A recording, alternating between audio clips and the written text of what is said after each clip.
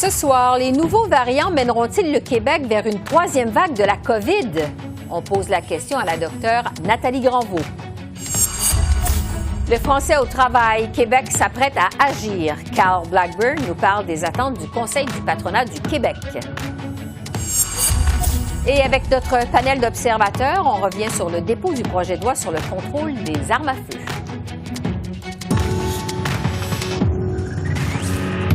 Bonsoir, Mesdames, Messieurs. On commence au Québec ce soir où les nouveaux variants de la COVID-19 suscitent de plus en plus l'inquiétude. Alors que la province poursuit son déconfinement graduel, l'Institut national de santé publique dévoile de nouvelles projections pour la ville de Montréal. Selon certains modèles, le variant britannique pourrait faire exploser le nombre de cas de COVID au mois de mars jusqu'à, 2000 cas par jour uniquement dans la métropole. Voici d'abord les docteurs Jocelyne Sauvé et Marc Brisson. Par rapport à la question de la virulence du variant, mais ça dépend du variant. Ce qu'on sait actuellement d'un des variants qui est le plus prévalent, le variant qui a émergé au Royaume-Uni, le fameux variant B117, ce variant-là, oui, il est plus infectieux, donc il se propage plus facilement. Et malheureusement, on a des données de plus en plus solides qui nous disent qu'il pourrait être aussi plus agressif comme virus, donc notamment chez les personnes âgées et tout ça, pourrait être plus mortel. Les prédominants, ça dépend. Est-ce qu'il va être plus courant que l'ancienne souche? Donc, nous, si je dis prédominant, c'est que le variant britannique pourrait être à peu près au même niveau que la souche initiale au courant du mois de mars. Mais ça, encore une fois, ça dépend de la situation présente à Montréal. Puis on va avoir une meilleure idée de ça dans la prochaine semaine. La docteure Nathalie Granvaux est spécialiste en médecine moléculaire et co-directrice du réseau québécois COVID-Pandémie. Bonsoir, docteur Granvaux. Bonsoir, Mme Bégin. C'est vraiment rien de rassurant ce qu'on vient d'entendre. Ce variant britannique, non seulement serait plus contagieux que la COVID-19, mais plus mortel. En fait, qu'est-ce que vous en pensez de votre côté? Est-ce que ce variant est en effet plus mortel? Écoutez, moi, ma lecture des données qui sont disponibles actuellement, c'est que l'augmentation du taux de mortalité est a priori surtout associée au fait qu'il se propage plus. Donc, on a plus de cas, plus d'hospitalisation, plus de mortalité. Est-ce qu'il est vraiment plus mortel en tant que tel, c'est-à-dire qu'il crée une pathologie plus sévère? Je pense pas qu'avec les données actuelles, je pourrais conclure sur ceci. Par contre, le fait qu'il se propage plus et qu'on ait plus de personnes atteintes, bien évidemment, ça crée plus de mortalité et c'est effectivement pour ça qu'il faut craindre ce variant-là. Sinon, on aurait dans le crâne. Sur le fait qu'il se propage plus, justement, Québec estime qu'il y aurait aujourd'hui quelques 135 cas de variants dans toute la province, mais selon l'INSPQ, ce variant pourrait devenir aussi présent que la souche traditionnelle, la COVID-19 à Montréal au mois de mars. Est-ce que ça vous semble plausible? Absolument, en fait, parce que si on regarde les courbes de propagation de ce variant au Royaume-Uni ou au Danemark, quand on regarde, ils ont suivi vraiment semaine par semaine sa propagation. C'est ce qu'on appelle une propagation exponentielle. Donc, à partir du moment où il commence à se propager, ça va très, très vite, sachant qu'il se propage à environ 50% fois plus que le virus traditionnel. Ça peut aller très, très vite. Et effectivement, à partir du moment où il se propage, il devient dominant.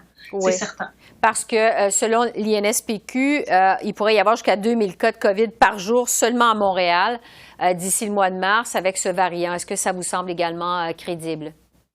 Ben écoutez, c'est sûr que au moment où on se parle, c'est de la modélisation. Moi, je pense que, en tout cas, c'est le scénario le plus critique, je pense. Je pense qu'on peut faire mieux dans le sens où on a eu en quelque sorte la chance d'avoir ce variant qui arrive au moment où on avait des mesures sanitaires de confinement en place. Là où ça m'inquiète, c'est le fait d'assouplir en ce moment certaines choses et que donc on laisse cette porte ouverte à ce variant à se développer plus qu'il le faisait jusqu'à maintenant.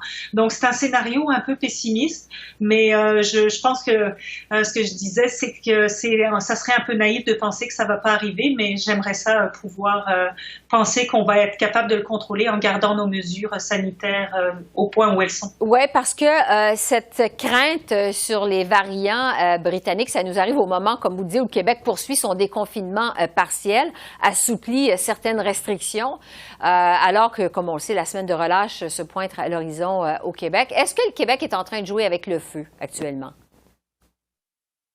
Je trouve que c'est dangereux, dans le sens d'un point de vue sanitaire avec l'arrivée du variant. Je pense que c'est un moment où, personnellement, je trouve que je serais très, très prudente à donner, en fait, des assouplissements. Il y en a certains qui sont peut-être moins problématiques que d'autres, mais les restaurants, les choses comme ça, la semaine de relâche, si on se souvient de la semaine de relâche du début de la pandémie au Québec, c'est ce qui nous a provoqué cette première vague. Faudrait pas répéter la même chose, puis je trouve ça inquiétant d'assouplir en ce moment. Oui, parce qu'on se demande à ce stade-ci si on va pouvoir échapper à la troisième vague. Qu'est-ce que vous en pensez? En fait, je pense qu'on va échapper à la troisième vague que si on est capable de contenir ce variant-là. À partir du moment où le variant va partir, on aura du mal, avec les mesures en place et avec ce qu'on a vu de la première et la deuxième vague au Québec, à arriver à le contenir. Maintenant, les tests rapides vont se développer. Je serais très en faveur de les développer très activement, puis de pouvoir isoler rapidement les gens qui vont être détectés avec les variants. On a parlé de criblage aussi. Au lieu de faire du séquençage, il faut absolument que ça se déploie le plus rapidement possible pour pouvoir savoir comment se propage ce variant. Les variants surviennent aussi au moment où la cadence dans la livraison des vaccins s'accélère à partir de cette semaine au pays.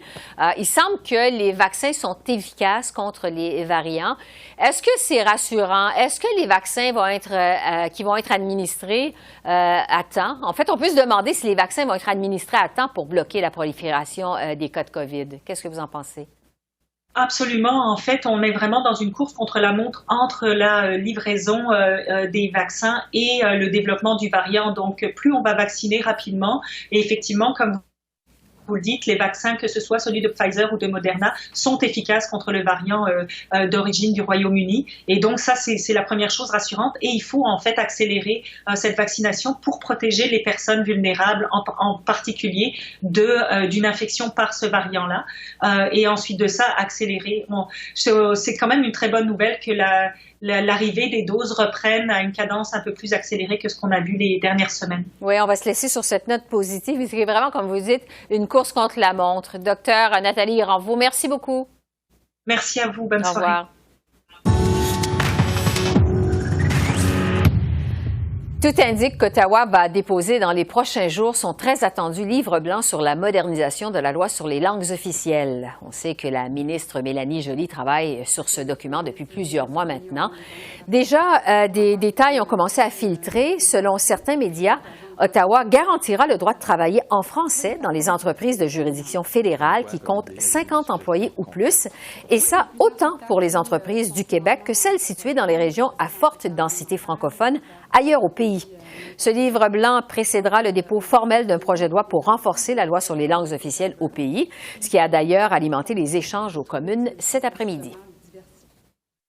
Les libéraux nous lancent encore de la poudre aux yeux ce matin en annonçant l'arrivée imminente, attention, pas de la modernisation des 2 langues officielles, pas le livre blanc qu'ils nous ont shooté avant les fêtes, mais d'un document pour protéger le français. Pendant ce temps-là, notre chef, lui, est clair sur la question des 2 langues officielles et de la protection du français partout au pays. Il s'engage même à déposer un projet de loi dans les 100 premiers jours, une fois qu'il sera premier ministre. Monsieur le Président, une question simple pour le premier ministre. J'espère qu'il va faire un effort pour y répondre. Peut-il nous dire quand nous allons voir ce projet de loi pour moderniser les 2 langues officielles, comme c'est demandé par tous les organismes depuis déjà plusieurs mois et années? Très honorable Premier ministre. Monsieur le Président, depuis plusieurs années, on a renforcé les mesures pour protéger les 2 langues officielles partout au pays. Nous allons continuer de le faire, effectivement, avec la modernisation des langues officielles. Et je comprends que les conservateurs essayent de tout soudainement se porter défenseurs de la langue française. Alors, peut-être qu'ils peuvent me répondre maintenant. Est-ce qu'ils s'engagent aujourd'hui à ne nommer que des juges qui savent parler français à la Cour suprême? Oui ou non? Carl Blackburn est président et chef de la direction du Conseil du patronat du Québec. Bonjour, M. Blackburn. Bonjour, Mme Bégin. C'est justement dans ce contexte que le CPQ a mené une consultation auprès de ces entreprises sur le français comme langue de travail. Je vous demanderai d'abord quelles sont les grandes lignes de votre sondage. Qu'est-ce qu'il démontre exactement? Bien, à la lumière des résultats que nous avons obtenus auprès de nos membres, le français est en bonne santé au Québec. Le français est largement utilisé dans les espaces de travail, tant par les organisations à juridiction fédérale que par les plus petites organisations. Donc, il y a une volonté ferme des membres du CPQ de participer à renforcer, à protéger, à utiliser davantage le français dans le milieu de travail lorsque c'est nécessaire, mais en même temps, de tenter d'éviter une réglementation, une lourdeur administrative qui pourrait être imposée par le gouvernement du Québec en ce qui a trait des nouvelles mesures concernant la langue française. Oui, parce que justement, pour les plus petites entreprises, c'est un fardeau financier supplémentaire quand même. Un fardeau financier et un fardeau de travail, parce que à partir du moment où on doit se conformer à certaines règles, bien évidemment avec ces règles, certains processus, la lourdeur administrative, la lourdeur des processus, la lourdeur, je dirais, réglementaire, on le sait bien, lorsque les gouvernements, des fois, ont des bonnes idées ou des idées, lorsqu'il vient le temps de les mettre en application, ça peut être une lourdeur administrative pour les plus petites entreprises. Et c'est d'ailleurs ce que celles-ci nous ont mentionné dans le sondage. Donc, ce livre blanc d'Ottawa, pour revenir à ce dont on parlait il y a un instant avant de vous introduire sur la modernisation de la loi sur les langues officielles, sera déposé visiblement prochainement. On sait que le Québec s'apprête aussi à renforcer sa loi 101. Quelle interprétation voulez-vous que les deux paliers de gouvernement fassent, je dirais, de votre sondage? Qu'est-ce que vous espérez qu'il va en sortir de ça? D'abord, que les deux gouvernements constatent que l'utilisation du français se porte bien dans les entreprises au Québec. D'ailleurs, une étude de l'Office québécoise de la langue française de 2010 à 2017 le démontre très clairement, où plus de 96 % des services dans les entreprises se font en français au Québec.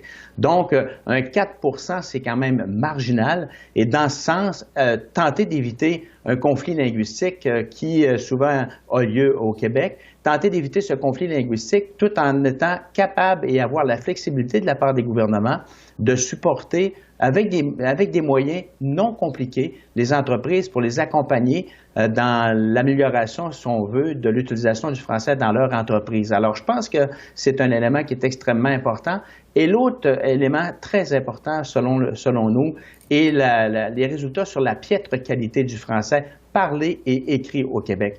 À titre d'information, plus de 53 % des citoyens du Québec sont soit analphabètes ou analphabètes non fonctionnels dans leur quotidien, ce qui est un enjeu extrêmement important lorsqu'on regarde le virage 4.0, par exemple, ou la numérisation ou la robotisation des entreprises. On se doit de trouver une façon d'améliorer notre français parlé et écrit. Et dans ce sens-là, les gouvernements devraient davantage prioriser un angle pour favoriser l'utilisation plus largement du français et avec une meilleure qualité de celui-ci, tant au niveau parlé qu'au niveau écrit. Alors, on va voir évidemment, éventuellement, comment ça va être reçu par les gouvernements, mais s'il y a une chose qui est certaine, c'est qu'on se retrouve avec une volonté de réforme des lois sur la protection du français en entreprise, autant du côté de Québec que d'Ottawa, et ce, en même temps, là, de façon quasiment simultanée.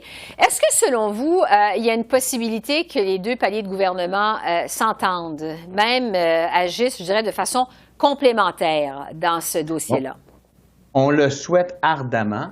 Et je dirais qu'à la lumière du sondage que nous avons dévoilé lundi, les entreprises le souhaitent ardemment. Comme je l'ai mentionné, on veut à tout prix éviter un conflit linguistique qui viendrait en quelque sorte miner la relance économique sécuritaire et durable auquel tous nous aspirons.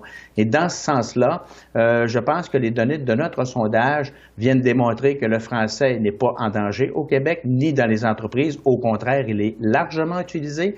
Maintenant, comment peut-on, comme soit gouvernement du Québec ou gouvernement fédéral, apporter des pistes de solutions pour améliorer la qualité de celui-ci en tant que de le parler ou de l'écrire? Et dans ce sens-là, on souhaite que les gouvernements puissent, oui, s'entendre, mais ne viennent pas alourdir, je dirais, le fardeau administratif des plus petites entreprises et ni compliquer la réalité des entreprises sous juridiction fédérale qui sont déjà très largement en français dans leurs opérations au quotidien sur le territoire du Québec. Bon, on sait qu'un livre blanc, on verra évidemment pour la suite, vous dites on souhaite ardemment là, qu'il y ait entente, collaboration entre les deux paliers de gouvernement. On sait qu'un livre blanc, c'est pas un projet de loi, c'est une mesure de consultation. Est-ce que vous avez été consulté par Ottawa au CPQ? On a d'excellentes relations, entre autres avec la ministre Joly, qui est en quelque sorte responsable de ce dossier ici au Québec. Nous avons, mené notre consultation auprès de nos membres juste avant les fêtes. J'ai personnellement informé la ministre Joly de l'avancement de ces consultations et au cours des dernières semaines, nous avons effectivement échangé sur les enjeux que nous allions présenter. Et dans ce sens-là, j'espère que les commentaires ou les recommandations des membres du CPQ en lien avec le sondage qui a été dévoilé cette semaine pourront inspirer la ministre Joly dans le dépôt de son livre blanc, mais pourront également inspirer le ministre Jolin Barrette dans le dépôt de ce qui pourrait être une nouvelle loi pour renforcer l'usage du français, encore une fois en indiquant très clairement de notre côté que le français n'est pas menacé et très largement utilisé dans les entreprises au Québec et qu'on doit faire ce constat pour vouloir tenter de l'améliorer davantage. Est-ce que M. Jolin Barrette vous consulte également? On n'a pas eu l'occasion d'échanger avec lui directement, mais on a été en contact avec les gens de son cabinet. On a partagé l'ensemble des informations qui sont sorties de notre étude, si je peux le décrire de cette façon. Alors, il est clair qu'ils ont entre les mains le sondage que nous avons livré, les résultats, les commentaires de nos membres, et on espère qu'ils auront l'occasion de s'en inspirer lorsque viendra le temps de déposer leur projet de loi. Oui, on sait que le gouvernement de la CAQ veut assujettir la loi 101 aux entreprises fédérales, ou l'inverse, je voudrais dire, les entreprises fédérales soient assujetties à la loi 101. J'aimerais vous entendre, en terminant, sur les 6 anciens premiers ministres du Québec, de toute allégeance confondue, qui ont signé une lettre d'appui avant Noël à l'application de la loi 101 aux entreprises fédérales. Comment voyez-vous l'impact de ça sur la suite des choses? Pour nos membres et pour les membres qui sont de juridiction fédérale, ça ne cause pas de problème parce que la vaste majorité d'entre elles sont déjà conformes, je dirais, aux applications de la loi 101. Donc, ce n'est pas un enjeu, encore une fois, politique qui devrait être déclenché, mais de quelle façon on peut les accompagner mieux pour qu'elles puissent avoir les outils nécessaires. Mais à ce moment-ci, ce n'est pas un enjeu, je dirais, de conflit linguistique avec les entreprises de juridiction fédérale, comme les plus petites entreprises de 25 à 50 employés. Par contre, ce que les plus petites entreprises mentionnent, et ça, je pense que c'est important de le rappeler, c'est d'avoir une certaine flexibilité, de ne pas tomber dans une lourdeur administrative ou réglementaire pour être capable de l'appliquer dans leur secteur d'activité, parce que souvent, c'est des entreprises qui ont des moyens limités, des moyens financiers limités, un nombre d'employés limité. Donc, dans ce contexte, trouver une façon de les supporter davantage. Mais pour celles qui ont juridiction fédérale, ce n'est pas un enjeu. Carl Blackburn, qui est président et chef de la direction du Conseil du patronat du Québec. Merci beaucoup. C'est un plaisir, Mme Bégin. Au revoir. Au revoir. La modernisation de la loi sur les langues officielles, ce sera justement notre premier sujet avec notre panel d'observateurs que je retrouve toujours avec plaisir. C'est Sheila, Marc-André et Richard qui sont là avec nous aujourd'hui. Bonjour à vous trois. Bonjour.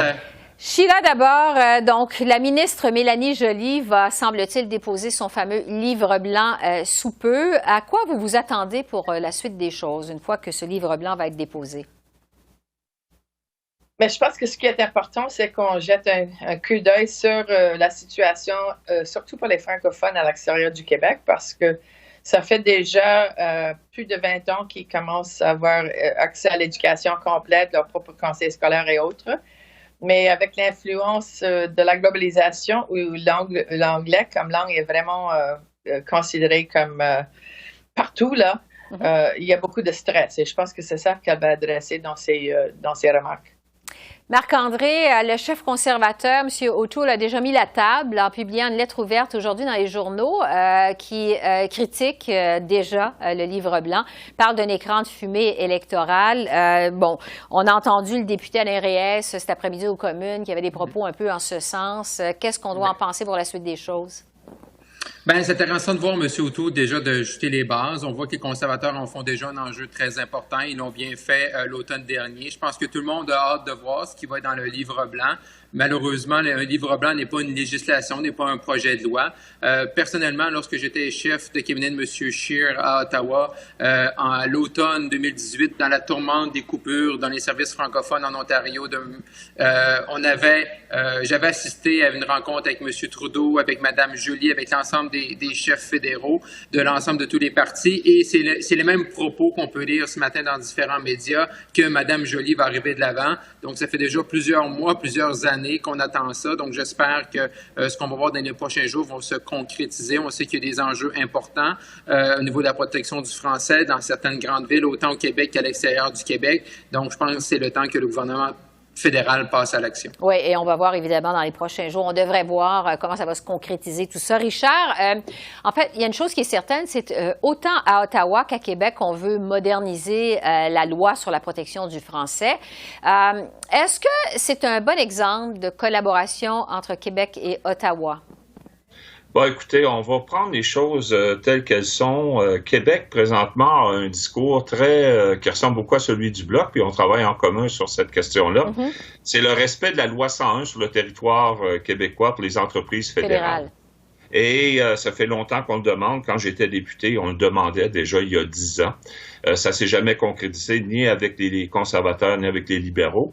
Maintenant, M. O'Toole a dit qu'il est ouvert à cette question-là. Donc, j'espère que dans cette loi, dans cette revampée la loi sur les langues officielles, on va avoir le respect des lois québécoises en matière de langue, parce que juste une langue minoritaire au Canada, c'est le français.